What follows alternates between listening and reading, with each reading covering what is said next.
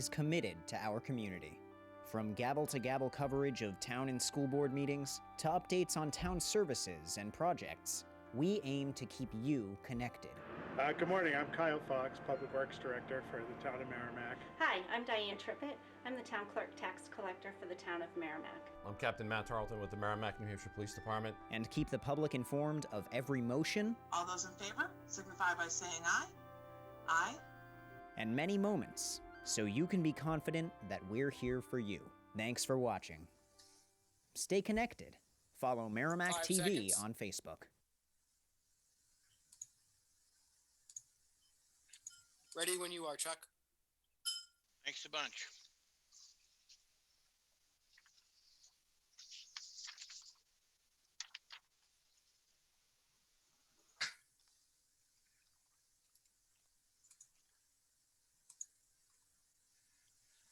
All right, welcome to the Merrimack School District Budget Committee meeting of January 21st. I think our first order of business should be for Pat to give us a roll call attendance, simply so the public will know who all of the members are that are in attendance without having to sort through all the little windows. Dan Coakley?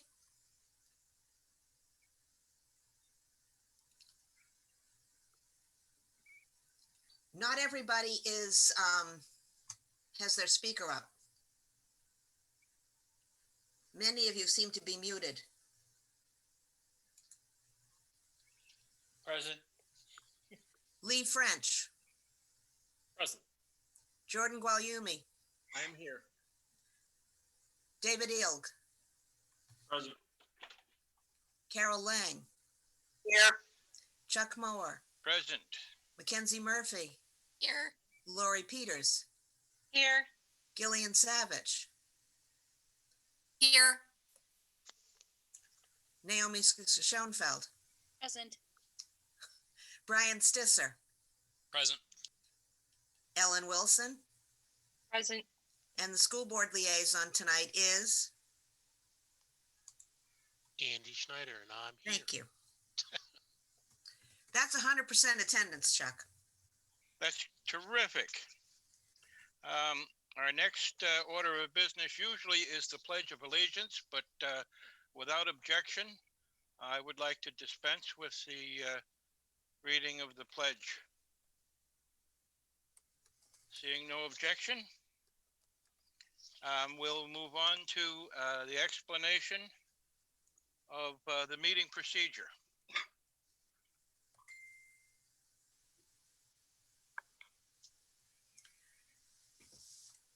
Nancy, Pat, This meeting is being held via Zoom under the guidelines of the Governor's Emergency Order 12 pursuant to Executive Order 2020-04.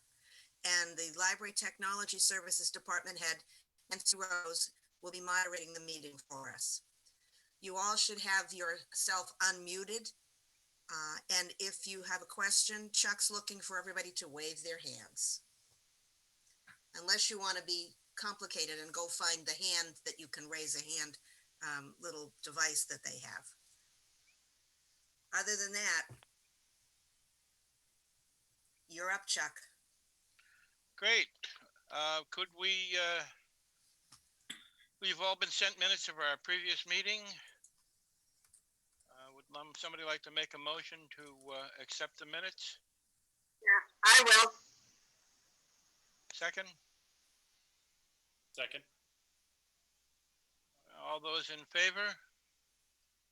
Aye. Aye. Aye. Any Has to be a objection? roll call vote. I forgot. Oh, that's Oh. right. I was thinking because it was a webinar, we didn't have to, but we'll do the roll call vote. We'll start at the bottom. Andy, I'm abstaining because I wasn't there. Dan, Aye. Lee, Yes. Ellen, Yes. Jordan, Yes. Yes. Naomi, Yes. David, Yes. Gillian, Yes. Lori, Yes. Chuck, Yes. Carol, Yes. Mackenzie. Yes.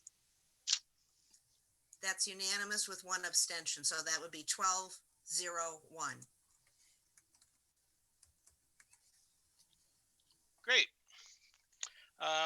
Well, here's the meat of our meeting this evening is to do the department budget reviews, and we will be covering the elementary, the upper elementary, the middle school, and the high schools.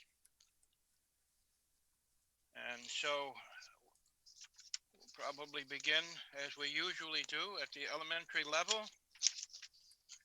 And we'll start with James Mastrocola, Principal Michelle Romaine, and the liaison was David Ilg, Brian Stisser, and Naomi Schoenfeld. Who would prefer to speak first? Principal or the liaison? I will start, please. Was that Michelle? Yes, I will start. Yeah. How's Kurt, by the way? He's great, thank you. Good. All right, you have the floor. Thank you. Thank you. So good evening, and thank you for inviting us to provide you with an overview of the proposed 2021-2022 school budgets for Mastrocola Elementary School, Thornton's Ferry School, and Reed's Ferry School. I'm Michelle Romaine, principal of Mastrocola Elementary. Here with me this evening are our assistant principal at Mastrocola, Alicia Hanson-Prue, principal of Thornton's Ferry School, Julie DeLuca, assistant principal at Thornton's Ferry, Michaela Champlin, principal at Reed's Ferry School, Kimberly Yarlott, and the assistant principal at Reed's Ferry School, Bonnie Panchode. So the budgets that you have before you were built around the district's focus on personnel, technology, safety, and maintenance, with a continued focus on high academic achievement and the social emotional well-being of students. We realize that these are difficult times for many of our families. Therefore, in addition to maintaining these priorities, these budgets reflect the need to be fiscally responsible. We are confident that these proposed budgets provide our students and staff with all they need to excel while having minimal budgetary implications. The three elementary school administrators worked closely together to maintain our collective priorities. The budgets that we are presenting are similar to each other and to past budgets we have put forward. All three of the elementary schools are proposing budgets with a decreased bottom line from the 2020-2021 school year budgets. The elementary administrators met with our budget liaisons recently. So in a moment, I'll turn to David Ilg to share any additional information or insights with you. We would like to thank you for taking the time to examine our budgets, and we'll welcome any questions you have. David? Thank you, Michelle. Yes, so Brian Stisser and I met with the elementary school principals yesterday. I've done the liaison with the elementary schools for several years now. They always provide a very fiscally responsible budget. Everything's in line with where it's been in previous years.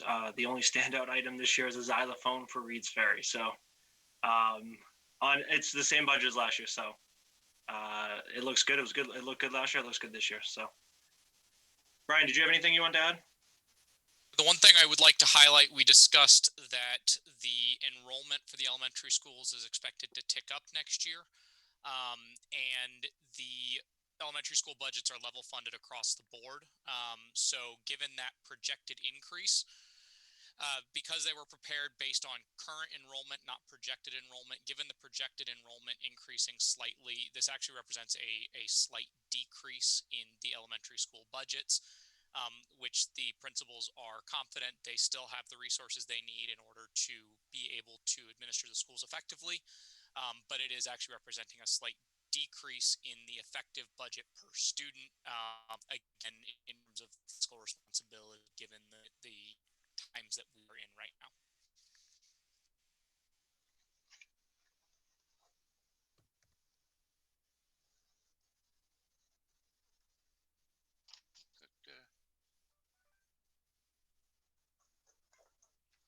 Naomi, did you want to add anything to that? No, I think that was comprehensive. I think that one of the things that came up for me across the groups that we talked about is that, like Brian, I was interested in the fact that level funding is in its way a slight decrease as well if one puts in the idea of inflation. And so it's worth keeping in mind the work that people did in order to arrive at the budget they've given us. Thank you. I'll open it up to member comments, questions, observations, reflections, considerations. I have one. Yes, Carol. I was curious on your supplies. Given that we were essentially closed for a good part of the past year, don't we have a significant amount of leftover supplies, which would then reduce the need for replenishing some of those supplies? So we did, many of the supplies that we purchase each year, the kids start out with for the beginning of the year and they continue the use through the year for a number of them. Some of them, yes, we did not need all of them being remote. However, we did last year, when we went remote, we at the elementary level sent home a number of supplies so that we could continue to instruct our students in the way that we would have in the classroom. In addition, this year, due to COVID funding, we were able to purchase a number of supplies to be able to meet the needs of remote students. So they have basically the same instructional materials at home that our students have in the classroom, as well as being able to purchase supplies to go back and forth for periods like when we went remote, and for students to do during their independent practice days when they were not in the building with us. Okay, thank you. Sure. If I could mention one thing as a whole, when I did my budget committee year-end review, the supply accounts district-wide, due to the interrupted year that we had, or the different kind of year that we had, were underexpended by around $67,000. That's all supplies, entire district-wide. So there were some under expenditures in those supply accounts also. So if we didn't need it towards the end of the year, as a district, we didn't make the purchase. And we're level funding that in hopes of getting additional COVID funding from the state via the federal government, which I understand round one is here. We just don't know when we're going to get it. We don't know how much. But and then there's supposedly a round two. So anything we need that's COVID related that we need to supplement with additional expenditures, we're prepared to do so. So that was the whole philosophy behind really level funding the entire, actually every single school budget is less than or equal to this current year. So that's just my little commentary. Thank you. Matt, if I could ask. Go ahead. I'll come in after you. Nope, go ahead. I was just going to kind of go back to Matt, because what he said was kind of in line of what I was thinking of. We would have had supplies that we didn't utilize. And so that's why I'm kind of wondering why we're fully funding next year's budget when we know we have a significant amount of leftovers from last year. Well, I wouldn't call them leftover inventory. There was an under expenditure, so we didn't buy the full amount that we would need in a regular year. If you look at all the 8610s all brought up together. So I guess then my point isn't that we have leftover supplies, but we have leftover money then. Well, the money isn't left over from last year. It went back to reduce taxes. It was part of the $4.7 million surplus that went back to reduce the tax rate. that went out this past fall. Okay, fine. Thank you. So, Matt, I wanted to ask for clarification. You mentioned COVID relief funding. And so was it that less supplies were bought, that some of the COVID relief funding was able to cover cost of some of the supplies that were needed for take-home materials, or a mixture of those two things? It's kind of a mixture of two things. Basically, the additional supplies that were needed were taken out of the COVID money essentially after the end of June 30. So what was spent in June 30 was spent in June 30. There was some COVID money used to supplement what wasn't expended, especially in the area of supplies that wouldn't normally fall to a school budget. But there is going to be any additional supplies needed for this coming year and for next year will more than likely be subsumed by the COVID relief fund. Right now, the CARES Act gave us around $392,000. We have until the end of September 2021 to expend those funds. And then we received around $750,000 for computers, for online learning, for PPE equipment, for sanitation equipment. And that's already been expended. It had to be expended by December 30 of 2020. We basically had 6 weeks to spend that $750,000 from the state through the federal government.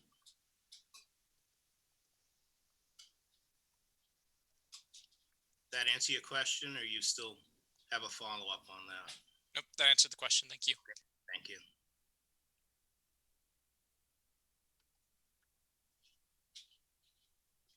Any other comments?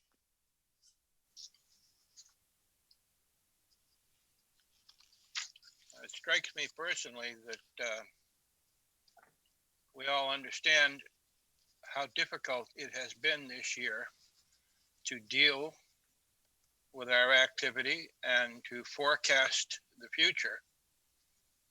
And it seems to me that some thought has been given to how to smooth out the experience as best we can anticipate at this time. Any other comments on? Excuse me.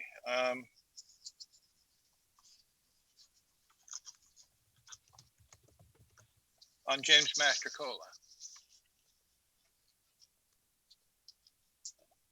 Michelle, were you presenting for all three schools, or should I anticipate Kim Yarlett coming on board for Reed's Ferry?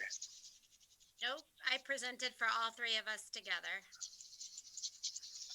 Well, it's nice to know that there is such equity amongst the three, that one voice can speak so well for all of them. Thank you. We work very closely together, so thank you. Any other questions, comments, etc. from the members? A quick follow-up on the student increase. I'm wondering how that was deduced and where that potential number may be in the future. Well, I can jump in here if Mark would allow me. I don't. Let me give a shot at it, and then if I say something wrong, then you'll do what you always do, which is correct. So a year ago, when we put the budget together before COVID, we did what we always do, which is to get enrollment projections that would help us forecast what was to come that would impact our budget. That's a process that we've used for years, and really it's done well by us. We generally get our enrollment projections from NESDEC, the New England School Development Council, and they look at a variety of things, everything from birth rates to the issuance of permits, new building permits, and so on, and a variety of other metrics. And when they're put together, they develop a projection that the district uses. So there's that, and that happened. In addition to that, we had anecdotal evidence from our administrators, and I'm going to particularly single out Thornton's Ferry, but not just Thornton's Ferry, but we had actual real experience with an increasing number of students coming in. And at the time, I talked about the fact that probably wouldn't come as a surprise to the community because, we're all stuck in traffic as construction has been going on, and our cars have needed to go through the car wash with all the dust from construction, and we were actually seeing that actual experience. And then in March, and that was a projection of enrollment for the year that we're currently in. And then last March, COVID happened. And what that did is it interrupted the everyone's life, including plans for people to continue to move into Merrimack. In some cases, what happened is people moved from Merrimack to get away from a larger population center, but then we had people from places like New York and Boston move in because they were getting away from their population center. Not in dramatic numbers, but that happened. And then also what happened is more than anticipated number of folks, let's say, homeschooled. And there was just an impact on our enrollment that we are experiencing now.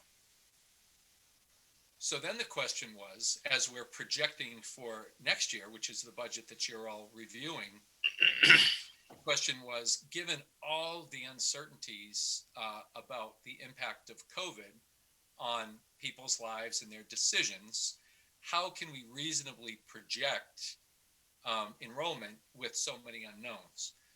So we consulted with NESDEC, and they told us that the ingredients for growth in Merrimack are still there. They were delayed by COVID or interrupted by COVID, but they are still there. So what their advice to us was in terms of projections, we should behave as if the projections that we got last year for this year, which didn't materialize because of COVID, would be the basis for what we would use as our projection for next year. Said another way, we should assume that what we were expecting this year will happen next year. So as you all recall, one of the things that we did was ask for additional teachers last year and kindergarten assistants because we were anticipating that to happen. We certainly used those people very well because instead of having the complete enrollments we were expecting, we had to have a bifurcated system because of COVID, running two school systems, basically a remote and a hybrid, and therefore we needed all the teachers that we could get.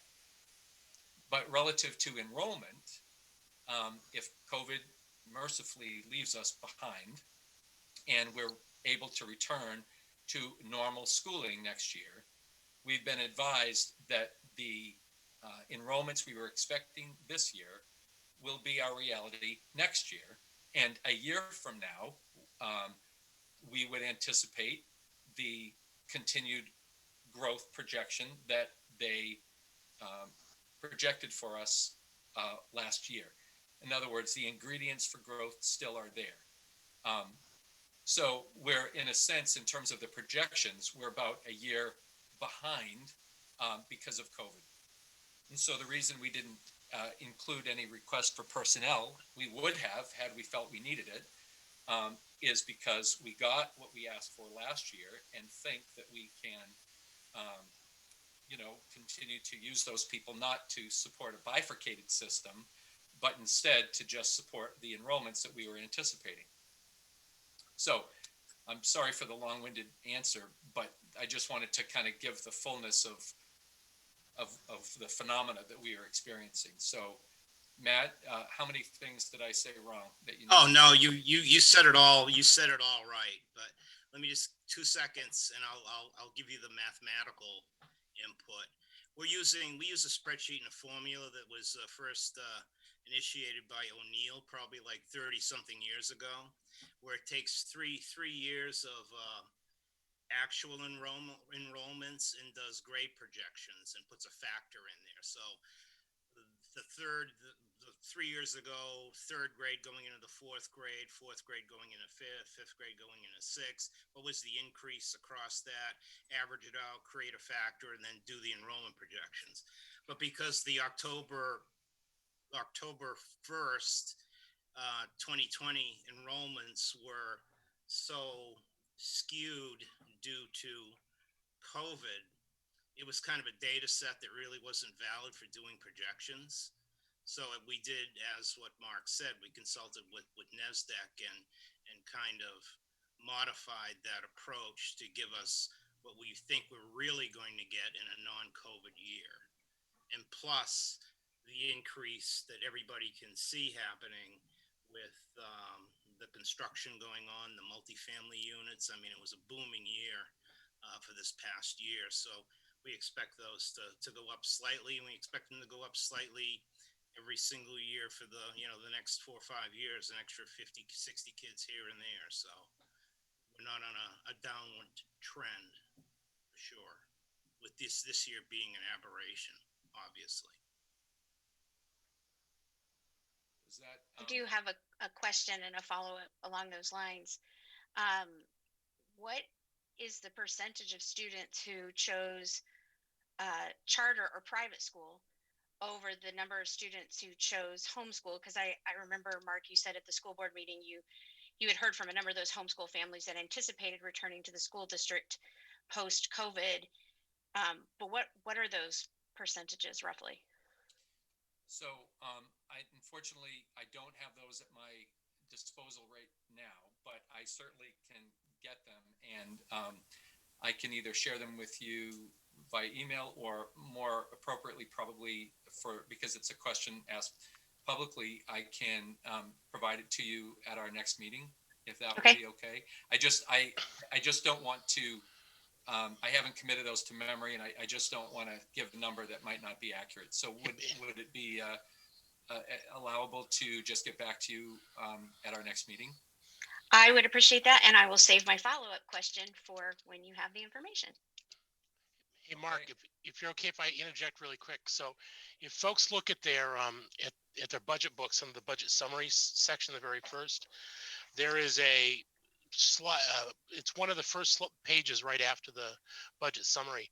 It's got the historical population as well as this year's population in the 5 years out. And this year's population does have a category for those that are being taught other places rather than just within our schools.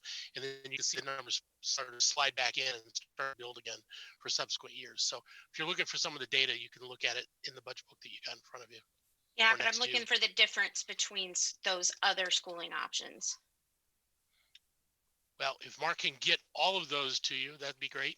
But yes, understand, we don't know, understand from a school board perspective, we don't know the dispensation of what parents are going to do when things go back to normal. So it's going to be hard to tell. Sure, I understand that.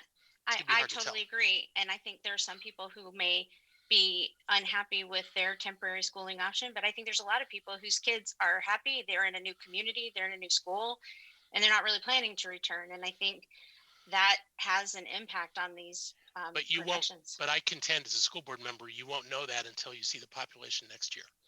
Sure, I agree with that. 100%. People will be making decisions during the summer as they go into the fall. Oh yeah, so they always do. Yep. Sorry. I have a question. Chuck? Yes, go ahead, Carol.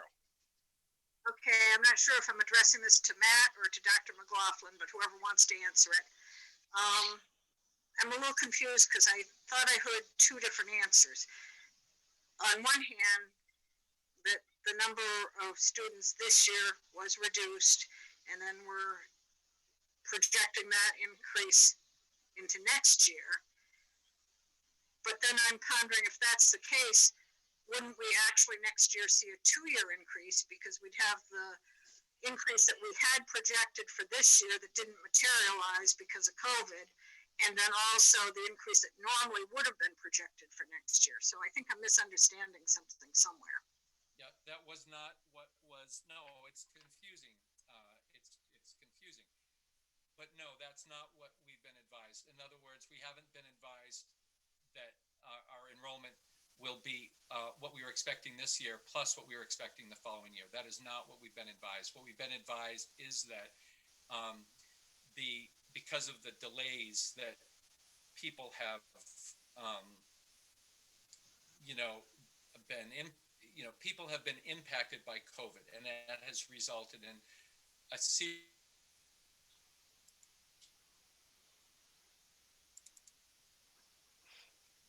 Lost him again. Oh, there he is. Mark, you're on mute again.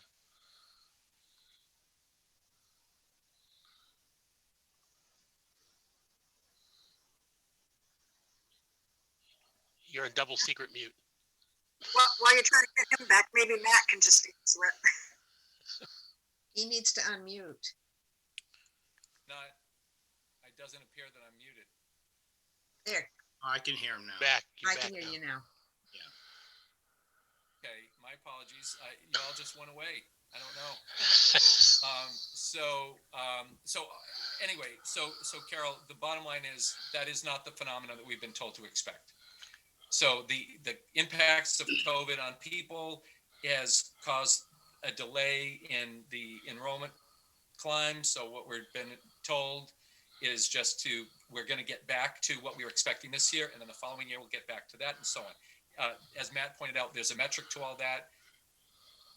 Way beyond me, but clearly if we'd been advised to anticipate a 2-year increase, that would have been reflected in what we shared with you. So, I can't tell you why, but that's what we've been advised.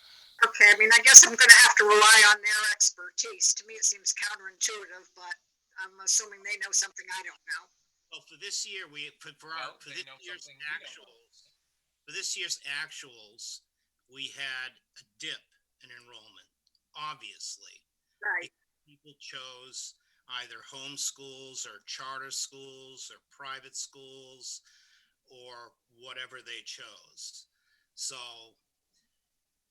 but if you look at this year's enrollment projections compared to what we did for last year, assuming it was going to be a normal year, then there's a minor increase. It's not a doubling of increase. See, if you want to talk about last year's projections versus this year's projections, slight increase in numbers. Yeah. And so you remember this 2021 budget was built on projections that were done before COVID even had a name. Right. So when you look at the actuals for 2021, they're lower than the projections, but the projections are going to be kind of in line with what we had projected for last year, or a little bit more than last year. All right, it still seems a little... Well, you're conflating actuals with what the projections were. So if the projections for 2021 last year, when we started this back in September of 2020, were 3,900 students or 3,800 students, and the actual for this year is 3,700 students. But for next year, we're looking at getting back up to like maybe 3,850 students, because this year, the actual enrollments are an aberration. So it's not a double year jump, it's a slight increase. So you're saying it's an increase above this year's projected number? It's an increase above last year's projected number, it's an increase, it's a definite increase from this year's actual number. You have to look at your book and you'll see it. It's right there. I'll look at it when we're not doing a meeting, and if I have any more questions, I'll ask it when we follow up. You have last year's and this year's, which I'm sure you have a stack of them. You know, with Ginger in Florida, you'll be able to see it once you look at the numbers. It's hard. It's difficult to explain fully without seeing it. But once you see it, it's just apparent. Okay.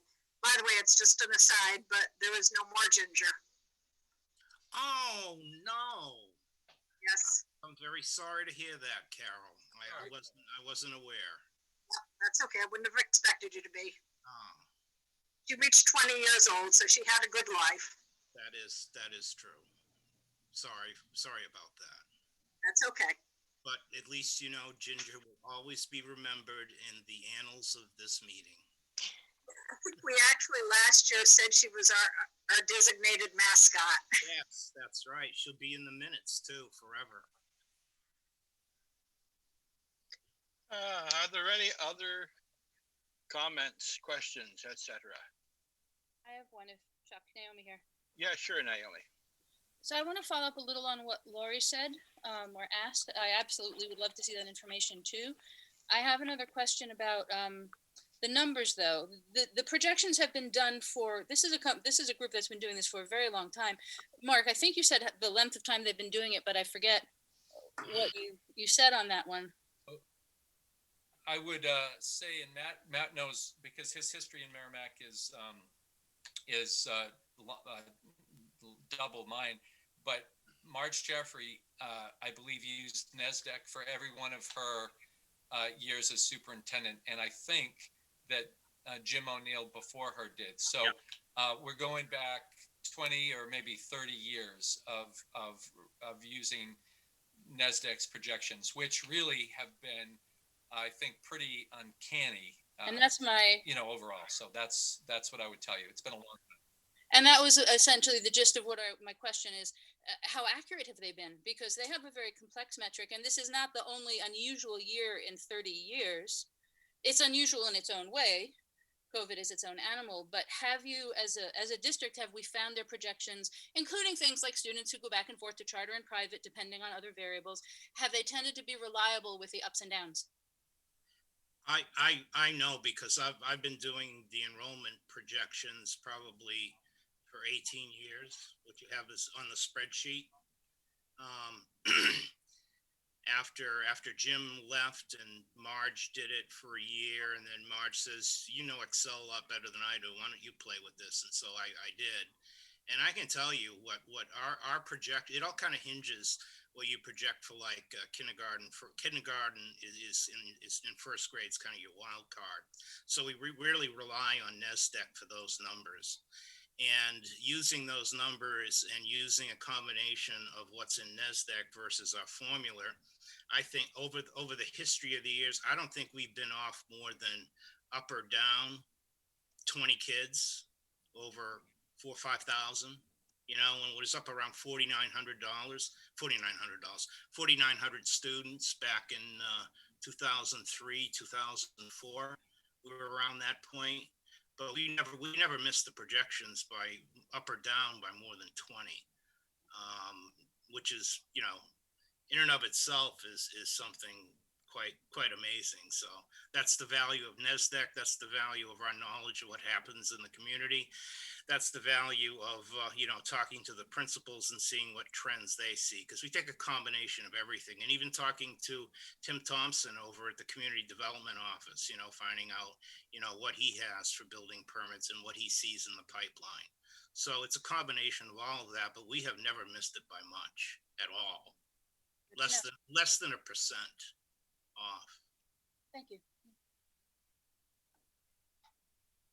All right. One last call for comments or questions.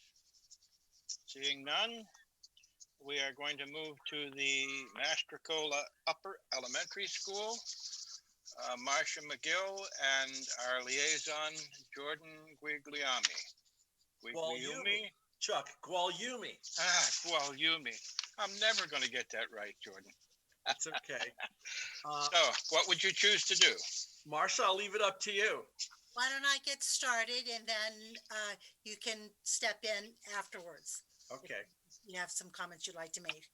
Good evening, and thank you for allowing us to come and share information about our budget this evening. With me is our assistant principal, Dr. Nicole Rowe.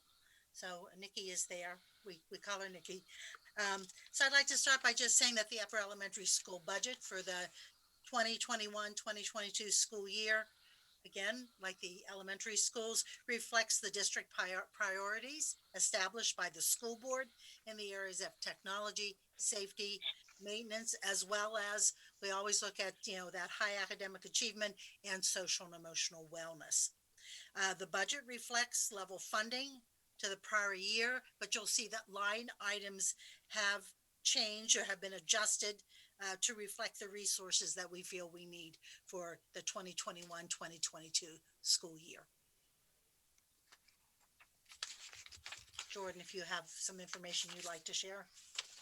Yeah, it was good to spend some time this week going over this, and just a couple things I wanted to point out and talk about. One is you guys have done a great job in trying to build or take care of needs gradually throughout the years. So, for example, rather than all of a sudden saying we need 30 cafeteria tables, what you've done, and I think other schools in the district have done it as well, is that you've looked at the project and said we can do 2 tables this year, 2 the following year, come up with a plan to replace, tables is a good example because that's something in the budget. And some of those tables are, very, very old. As you said, they've been welded and soldered many times to try to get as many years out of them. But with regard to replacing something like a cafeteria table, what you've done is you've spread that out over a number of years. And while the estimate might not be perfect on the life cycle of a table or a chair, what it's allowed you to do is do those things over time and not have big spikes in a particular year because all of a sudden we have to replace, a dozen tables or something. So I thought that was worth mentioning. The other thing that I think was, nice for me to hear, and I don't know if you can say if this is a result of COVID or not, but you had mentioned that one of your vendors for the math books, I believe it was Envision Math, has helped out with taking care of some teacher manuals or some extra books, or I don't know exactly what they did, but they helped us out and they saved us some money by supplying some of the materials that you needed. And I think that that's great that they did that. Why they did that, I don't know. If that's, again, for COVID or just to be nice, but it certainly saved us money, or as you said, it allowed money to be spent on other things in each of those respective categories. I will speak to that if you'll give me a couple moments. If you look at our math text budget, you'll see that we had underexpended that budget. I think we had asked for about, about $7,000 or so. We only spent about $3,500. When we went back to our vendor with all the materials that we wanted, he said, Marcia, we'll supply you with the teacher's manuals. You can buy the additional resources that go along with them. So we were able to save, about $3,500 for our taxpayers. So that was something. We do have a 6-year contract with Envision Math, getting our journals, and so I think that investment has helped them to look at us then and say, we feel that we'll give you these teacher's manuals that you need. So we were very pleased that our representative was able to do that and save money for the taxpayer. And as I think you pointed out on our meeting, it's always good to ask too, right? Because if you don't ask, you don't get sometimes. So I applaud you for that. You said that one of the other things this year was the computer labs being upgraded. Mm-hmm.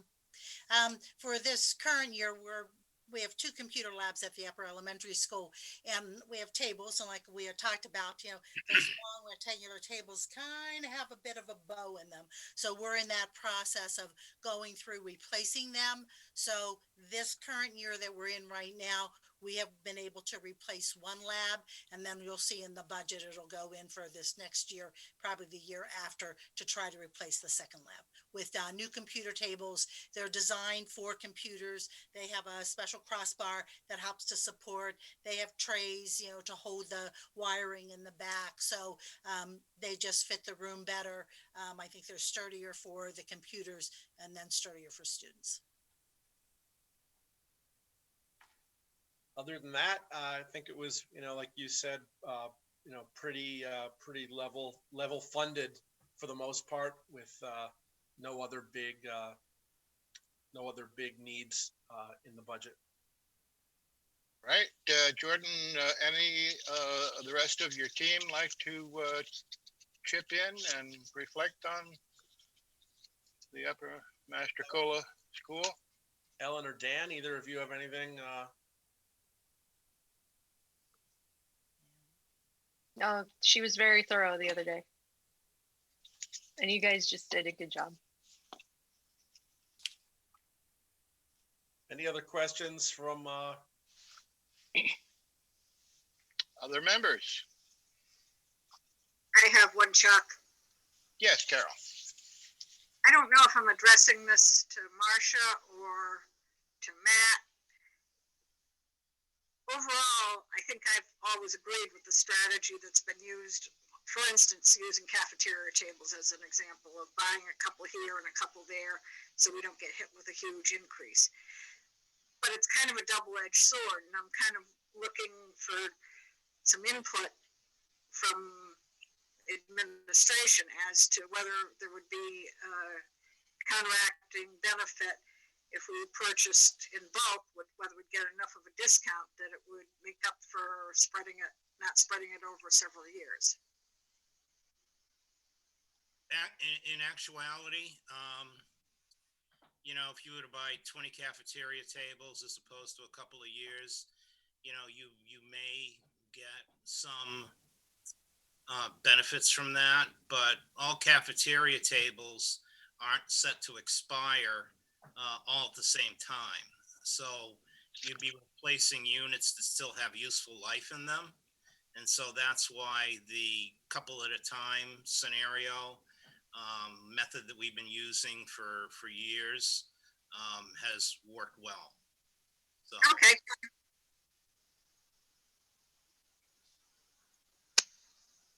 Any other questions or comments?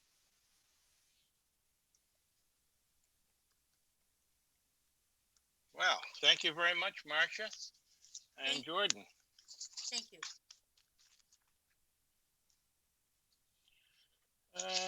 So moving on to the middle school, we have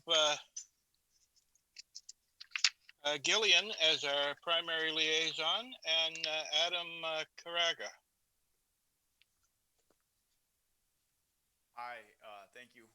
Good evening. Gillian, I'll do a quick intro and run, and then you can just hop right in there. So, okay. First, I'd like to just take a minute and introduce Shauna Demore, the assistant principal. She's on the screen there as well, here with us this evening. So, thank you very much for having us here to discuss our 2021-22 Merrimack Middle School budget. As with the other schools, our budget is level funded and is built around the district's focus on technology, safety, maintenance, as well as providing academic and social emotional supports for our students. I always like to take a minute just to recognize the challenges that have been part of this year and the efforts of staff and students and parents as we work together to do everything we can to provide those supports and good services for our students. So while this budget is level funded, we do believe that it will provide for the various needs of our learners. and do so in hopefully a very fiscally responsible fashion. So, Gillian? Thanks, Adam. So this was my second year leading the middle school liaison, and while I think we missed the tour of the middle school this year, we did have a nice conversation on Zoom. So looking over the budget, it is impressive how it is almost dollar for dollar matching up with last year's budget. With, you know, I think the one of the few exceptions being a slight increase for testing next year to make sure that students, you know, are meeting standards and whatnot. If I'm, am I saying that right, Adam? So, Yeah, I don't know that there's an increase, but we did talk a little bit about some of the right, summer we did talk programs. about that. So, and just like with the upper elementary school, the use of replacement cycle with cafeteria tables that have worn out to help avoid large purchases down the road and to keep, you know, keep equipment in good working order. So that's really all I have. How about the members of your team? Would they like to add anything to the discussion? That'd be Lee and Dan.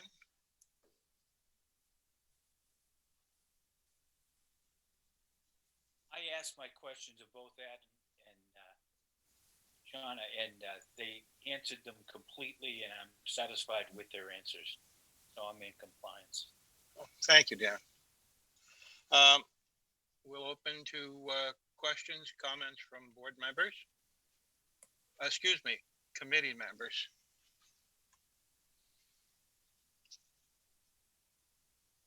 Anybody on the committee with any questions?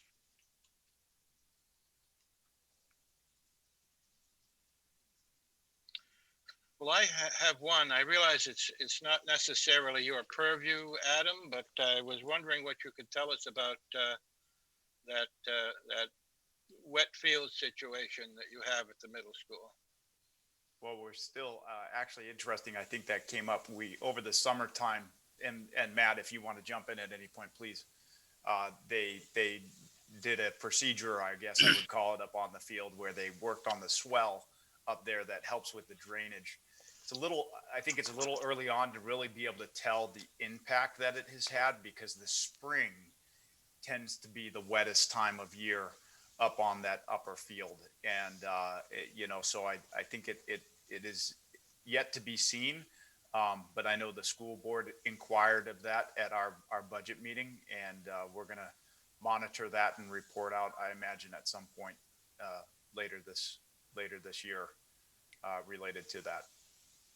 Yeah, Adam, that's a terrific job. We're confident that that's going to fix the solution, but the problem. But you know, this has been a very dry winter, and who knows what the spring holds. But we think it's going to do what it was designed to do by Steve Keach, a licensed engineer who lives in town, owns his own company, and who has served in many areas in Merrimack. And so we have to really wait to see how wet the spring is and how the drainage does. That's when you find out if it did indeed work properly.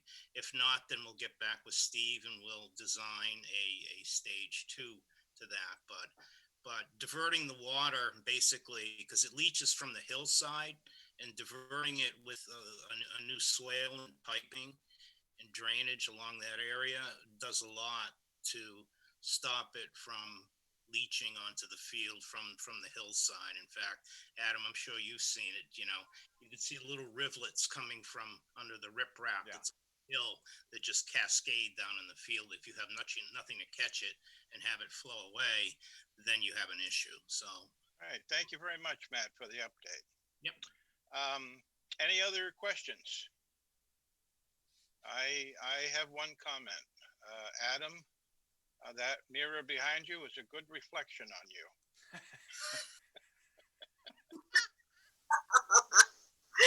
Thank you. I appreciate that. Okay, we're moving on to the high school. And Mackenzie was our principal liaison. And Sharon Putney, our very capable administrator for the high school. Who would like to present first? I can start and then I'll pass that off to you, Mackenzie, if that's okay. All right. That sounds great. Thank you, Sharon. So good evening, everyone. On behalf of Assistant Principals Richard Zampieri, Pete Bergeron, and myself, we just want to thank Mr. Mower and the Budget Committee for the opportunity to present our Merrimack High School budget for 21-22 to you this evening. In the high school budget, you will find essentially a level funded budget and level funding within many of the individual line items. Decreases in some supply accounts were due to the purchase of online resources, especially in English and language arts. Some items that had been previously purchased for 1920 school year were not utilized due to remote instruction periods. We've talked about that a little bit tonight. These supplies can be utilized in the next school year, thus allowing us to decrease the funding on those line items. What we did was we saw two content areas that we prioritized for the coming school year, and we made some reductions in other areas to fund these necessary items. And the two areas that we felt were English and language arts and science. So in English and language arts, we would like to be able to purchase two online programs, one called Actively Learn, which is a reading instructional tool with unlimited text. These are online versions of almost all the texts that they teach across the grade levels, and it integrates with Canvas and has a lot of additional features. The other ELA program is called No Red Ink, and that's a writing instructional tool. That is, this program is adaptive and interactive for grammar instruction. And we felt that that would be something really important to prioritize. The other area I said was science, and that is the replacement of chemistry books that are either lost, worn out, and dated. So that's kind of the overview, I would say, of the budget. And I want to thank our liaison chair, Mackenzie Murphy, and the budget committee members, Laura Peters and Carol Lang. We met recently. And at this point, I'm just going to turn it over to Mackenzie and see if there's anything she'd like to highlight. And then we're happy to answer any questions you may have. Well, thank you so much. And it was great to meet with you and your team as well. One thing that I would like to highlight and commend the Merrimack High School administration on the services that they have been able to provide throughout this remote instruction as well throughout COVID-19. One thing that I would just like to talk about is the replacement of the textbooks. They have had those since 1998. And so it was time to replace those. And those also come along with an online subscription of online resources for those for 6 years. So I think that will be a great help as well.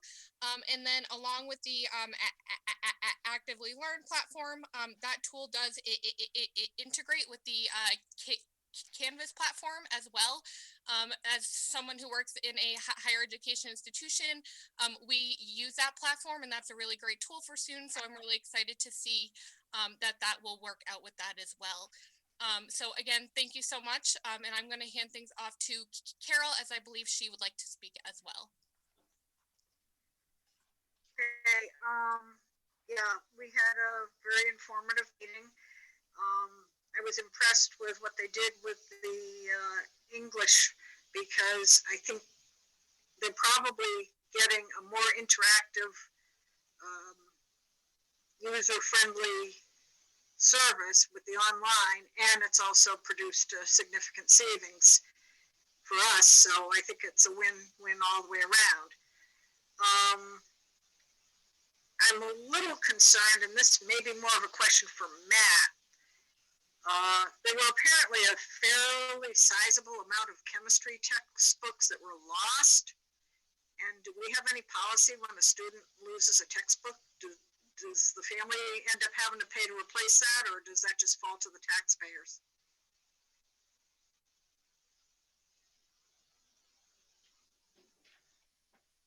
The high school can pretty much take care of that, but you know, you're supposed to pay for the cost of the textbook, and you know that stays with the student until it's time to graduate. And then Pete, you're nodding your head, so why don't you just finish off my thought there? Yeah, I know that Mackenzie had pointed out that the books we had, the chemistry books we've had since 1998. So we felt it was important to get new ones. And we have that, like you said, that online subscription, which is really good, and teacher guides. Carol, I would say just the other day, some books came in. And we've had kids that have graduated who bring books back. When the pandemic hit, you know, everybody was in different places. So we continue to get books in. I'm not saying every day. Over the summer, we had books. We actually extended our hours. So we had parents who were working. We opened school. We kept the school open some nights till 7 or 8 so parents could drop off books. So that's good to know, at least that there's an effort being made on the families to get those books back, because I just felt like, you know, it's one thing when we replace texts because they're obsolete or they've worn out or whatever, but when they're just lost, ultimately, I don't think the district should be paying for that. But given the unusual circumstances, I can certainly understand why it would take an abnormally long period of time for that to happen. But, you know, you're right. I mean, the books are expensive. And like Matt said, it's going to follow that student. They're a freshman and they lose a book. It's going to follow them, him or her, all the way to their senior year. So we do, Rich and I will meet with students and let them know what fees they owe. So we try to be very cognizant of that. Okay, good. Thank you. Otherwise, I'm all set. Any other committee members' questions? Lori, I'd like to comment. Yeah, I would like to say a couple things about the high school budget. First of all, we did have a great conversation about the future of the textbook purchases and things to that manner, because as we discussed, a lot of colleges have moved away from textbooks. And so in that preparation for students to be accustomed to even math and science, STEM fields not having textbooks seems to be the direction most universities are headed. I have mixed feelings about that, by the way, as a math teacher, but we had a good conversation about the examination of other potential vendors and things like that that don't hamstring the school with the purchase of a textbook and the online edition versus just a publisher that has, like Pearson, that has just online editions. And so that was a very productive conversation. I think Sharon did a great job in discussing that with us. Also, I want to commend the high school for not just the English online tools, but the use of other tools like in the world languages department. The tools that cost money for student engagement are really excellent tools that cross both the remote and the live instruction platforms. That's what's so great about them. Things like Kahoot, Quizzes, Quizlet, those kinds of things, which the world language department has requested. The reason being is using those kind of engagement tools in the classroom allows the teacher to provide different learning opportunities, different learning techniques for the students, but you can pivot on a dime. You can have students that are remote and in class and doing the same activity. And so same with these English and language arts tools, they really lend themselves to any kind of situation that we find ourselves. And so the fact that they presented a level funded budget with these investments, I think, is admirable.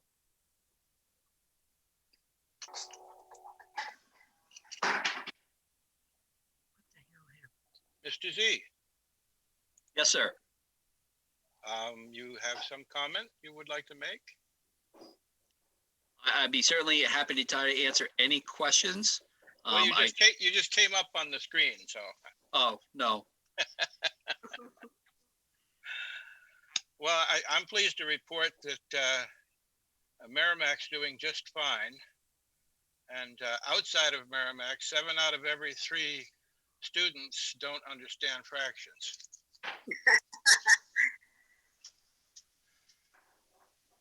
Any other comments, questions?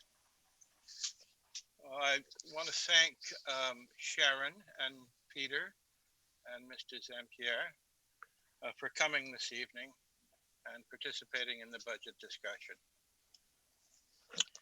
Thank Thank you, Chuck. Thank you very much. Thank you, Chuck. That just about wraps things up for this evening's meeting. We will be meeting again on the 26th to have further budget review. Are there any other comments that need to come before the committee?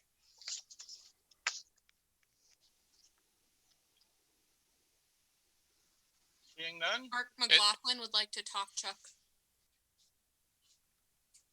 Mark? Yep. You're gonna keep it short, Mark? Very short. I just, oh, trust me, I'm gonna keep it very short. I just had, if I could just ask Mrs. Peters, I just want to be sure that I understand her question so that we can properly address it. So could I paraphrase the question? And then if I'm wrong, Mrs. Peters can tell me. So what I think you're asking is for the numbers of students who have elected homeschool in this past year, the number of students who have elected to go to charter school or other educational places in this last year. Is that your question? I would say with maybe, I don't know how the district classifies a student who chooses to do full-time VLAX. So I wouldn't classify that as a private charter school, private or charter school option. I would keep that separate as a homeschool option. But yeah, just those who are strictly homeschool or VLAX versus those who are attending a physical other school. Got it. Okay, thank you for the clarity. I just wanted to be sure I understood it so that we were able to, address the question. That's it, Chuck. Nothing more from me. Thank you very much, Mark. Do I hear a motion to adjourn? Yeah, I'll move. Second? Jordan. We are adjourned. Thank you all very much. Good night, everyone. Night, folks. Thank you. Night. Merrimack TV is committed to our community. From gavel-to-gavel coverage of town and school board meetings to updates on town services and projects, we aim to keep you connected. Good morning, I'm Kyle Fox, Public Works Director for the town of Merrimack. Hi, I'm Diane Trippett. I'm the town clerk tax collector for the town of Merrimack. I'm Captain Matt Tarleton with the Merrimack, New Hampshire Police Department. And keep the public informed of every motion. All those in favor signify by saying aye. Aye. And many moments, so you can be confident that we're here for you. Thanks for watching. Stay connected. Follow Merrimack TV on Facebook.